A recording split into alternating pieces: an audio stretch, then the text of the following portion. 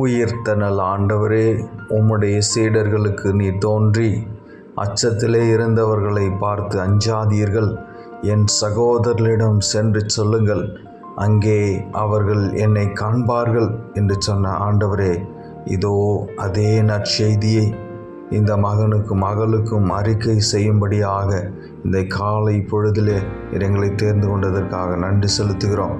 அப்பா தகப்பனே, இவர்களுக்கும் தைரியத்தை தரும்படியாக ஒப்பு கொடுத்து செபிக்கிறோம். அஞ்சாதீர்கள், ஆண்டவர் உயிர்த்தெழுந்து விட்டார் என்ற செய்தியை இவர்களும் பிறருக்கு பறைசாற்றுவார்களாக. உள்ளத்தில் இருக்கிற கலக்கங்கள் எல்லாவற்றையும் அகற்றி, சந்தேகங்கள், தேவையற்ற சிந்தனைகள் எல்லாவற்றையும் ஆண்டவரே எடுத்து போட்டு உம்முடைய உயிர்ப்பின் ஆற்றலை இவர்கள் அனுபவிக்கும்படியாக ஒப்பு கொடுத்து செபிக்கிறோம்.